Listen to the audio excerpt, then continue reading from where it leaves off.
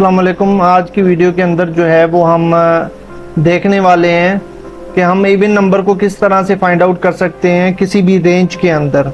Range से मुराद ये है कि जो यूज़र दो वैल्यूज़ देगा, एक स्टार्टिंग पॉइंट होगी एक एंडिंग पॉइंट होगी, उनके दरमियान में कितने नंबर जो हैं वो इवन है वो हमने फाइंड आउट करना है और वो हमने शो करवाना है। तो उसके लिए हम सबसे पहले डाटा टाइप जो है लिख लेते हैं इंटीजर, और उसके बाद दो वेरिएबल n1 और उसके अलावा n2 जो है वो हम इस्तेमाल कर लेते हैं। तो इसके बाद हम यूज़र से जो है वो इनपुट लेते हैं। इनपुट लेने के लिए सबसे पहले स्टेटमेंट लिखनी पड़ेगी कि इंटर फर्स्ट नंबर, और यहां पर हम लिख देते हैं लार्ज। ठीक है कि फर्स्ट नंबर क्या होना चाहिए, लार्ज होना चाहिए, और सेकंड नंबर जो है वो स्मॉल होना चाहिए। तो सेकंड स्मॉल लिख दिया हमने, और इसके बाद इसको हम कर देते हैं क्लोज, और इनपुट फंक्शन इस्तेमाल कर लेते हैं स्कैनफ, जो कि हम जनरली इस्तेमाल कर रहे होते हैं। और उसके बाद फॉर्मेट स्पेसिफायर हम 2 टाइम्स लगाएंगे, क्योंकि दोनों की वैल्यू जो है वो हम एक ही लाइन में लेने वाले हैं। तो उसके लिए हम एंड ऑपरेटर का इस्तेमाल करेंगे, और n1 comma and operator n2, और इसके बाद इसको कर देते हैं क्लोज। क्लोज करने के बाद यहाँ पर हम फॉर लूप लगाएंगे।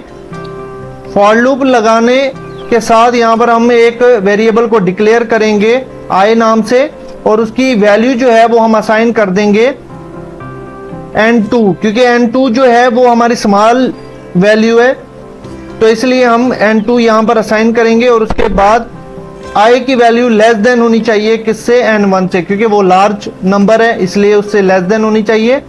और उसके अलावा i प्लस प्लस, जब इसका साइकिल पूरा होगा तो उसके बाद जो है इसने एक वैल्यू को प्लस करना है उसके अंदर।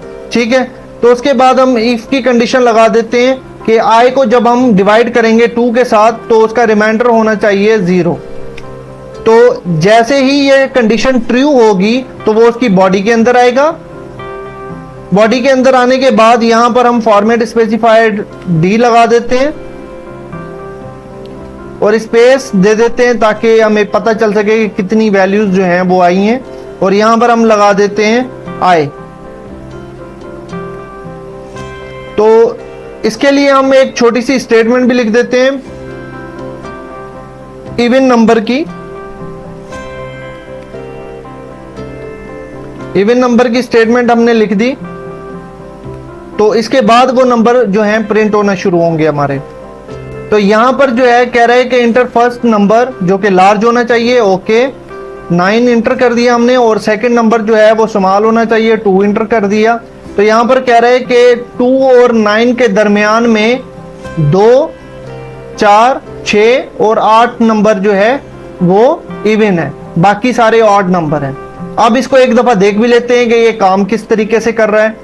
अब देखें यहां पर यूजर ने 2 नंबर दिए हमें, जैसे मिसाल के तौर पर n2 की वैल्यू उसने 2 दे दी और n1 की वैल्यू उसने 9 दे दी।